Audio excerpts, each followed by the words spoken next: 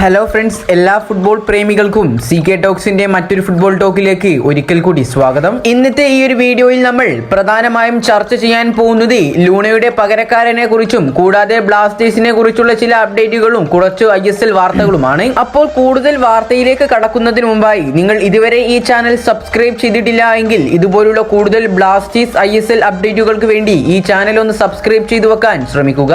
ആദ്യത്തെ ഒരു വാർത്ത എന്നത് ലൂണയുടെ പകരക്കാരനെ കുറിച്ചാണ്. കേരള ബ്ലാസ്റ്റേഴ്സ് FCയിലെ മജീഷ്യൻ എന്നൊക്കെ അറിയപ്പെടുന്ന ഉറുഗ്വൻ അറ്റാക്കിംഗ് മിഡ്ഫീൽഡറായ ക്യാപ്റ്റൻ അഡ്രിയാൻ ലൂണയുടെ പകരക്കാരനെ കുറിച്ച് ഓരോ ദിവസവും ഓരോ റൂമറുകളാണ് പുറത്തേക്ക് വന്നുകൊണ്ടിരിക്കുന്നത്. നിലവിൽ പുറത്തേക്ക് വന്നുകൊണ്ടിരിക്കുന്ന ഏറ്റവും പുതിയ ട്രാൻസ്ഫർ റിപ്പോർട്ടിൽ നിന്ന് നമുക്ക് മനസ്സിലാക്കാൻ സാധിക്കുന്നത് മാറ്റിയാസ് നഹോൽ എന്ന സ്പാനിഷ് താരത്തെ സ്വന്തമാക്കാൻ നിലവിൽ കേരള ബ്ലാസ്റ്റേഴ്സ് ശ്രമിക്കുന്നുണ്ട് എന്നാണ് അറിയാൻ സാധിച്ചിട്ടുള്ളത്. കൂടാതെ മാറ്റിയാസ് എന്ന ഈ ഒരു താരത്തിന് Kerala Blasters FC offer letter അയച്ചതായിട്ടും ഈ ഒരു റിപ്പോർട്ടിൽ പറയുന്നുണ്ട്. ഈ ഒരു റിപ്പോർട്ട് പ്രശസ്തമായ ചില സ്പാനിഷ് മാധ്യമങ്ങളും കൂടാതെ തന്നെ ട്രാൻസ്ഫർ മാർക്കറ്റും പുറത്തേക്ക് വിട്ടിട്ടുണ്ട്. നിലവിൽ മാറ്റിയാസ് എന്ന ഈ ഒരു താരം എക്സ്ട്രാ ക്ലാസ് എന്ന ക്ലബിന് വേണ്ടിയാണ് പന്ത് തട്ടിക്കൊണ്ടിരിക്കുന്നത്. കൂടാതെ എക്സ്ട്രാ ക്ലാസ് എന്ന ഈ ഒരു ക്ലബിന് വേണ്ടി താരം ഈ ഒരു സീസണിൽ 14 മത്സരങ്ങളിൽ നിന്നും 4 ഗോളുകളും 2 അസിസ്റ്റും സ്വന്തമാക്കിയിട്ടുണ്ട്. താരത്തിന് ബ്ലാസ്റ്റേഴ്സ് ഓഫർ ലെറ്റർ അയച്ചാലും താരം ഇതുവരെ തന്റെ കരിയർ തീരുമാനിച്ചിട്ടില്ല എന്നും ഈ ഒരു റിപ്പോർട്ടിൽ പരാമർശിക്കുന്നു.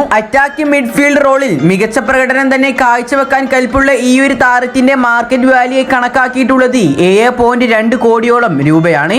ഇത്രയും വലിയൊരു ട്രാൻസ്ഫർ ഫീ നൽകിക്കൊണ്ട് ബ്ലാസ്റ്റേഴ്സ് ഈ താരത്തെ ടീമിലേക്ക് എത്തിക്കുമോ എന്ന് നമുക്ക് കാത്തിരുന്നു കാണാം. അടുത്തൊരു വാർത്ത എന്നത് പെരേര ഡേയസിനെ സംബന്ധിച്ചുള്ളതാണ്. മുൻ കേരള ബ്ലാസ്റ്റേഴ്സ് FC സൂപ്പർ താരമായിരുന്ന പെരേര ഡേയസ് മുംബൈ സിറ്റിയിലേക്ക് പോവാൻ കാരണം അവരുടെ കോച്ചായിരുന്നു. പക്ഷേ ബെക്കിംഗ്ഹാം ടീം വിട്ടതിന് ശേഷം എല്ലാവരും പറഞ്ഞിട്ടുണ്ടായിരുന്നത് Pereira Diaz Mumbai city FC വിട്ടേക്കുമെന്നായിരുന്നു. പക്ഷേ ചിലരുടെ സംശയം പരിശീലകൻ ക്ലബ്ബ് വിട്ടാൽ ടീമിലെ പ്ലെയർ എന്തിനാണ് ക്ലബ്ബ് വിടുന്നത് എന്നായിരുന്നു. അതിന്റെ പ്രധാന കാരണം ഈ ഒരു പരിശീലകൻ ഉണ്ടായിരുന്ന സമയത്ത് മുംബൈ സിറ്റി FCയിൽ വളരെ സന്തോഷവാനായിരുന്നു പെരേര ഡേയസ്. ഏതായാലും നിലവിൽ ലഭിച്ച ഏറ്റവും പുതിയ റിപ്പോർട്ടുകളിൽ നിന്നും നമുക്ക് മനസ്സിലാക്കാൻ സാധിക്കുന്നത് പെരേര ഡേയസ് ഈ അടുത്ത് തന്നെ മുംബൈ സിറ്റി FCയിൽ നിന്നും പോവാൻ ചാൻസ് ഉണ്ട് എന്നാണ്. ഏകദേശം 4-5ഓളം മത്സരങ്ങൾ ഡേയസ് പീറ്ററിന്റെ കീഴിൽ കളിച്ചിട്ടുണ്ട്. പക്ഷേ ഈ ഒരു മത്സരങ്ങളിലൊന്നും തന്നെ പെരേര ഡേയസ് സന്തോഷവാനല്ല.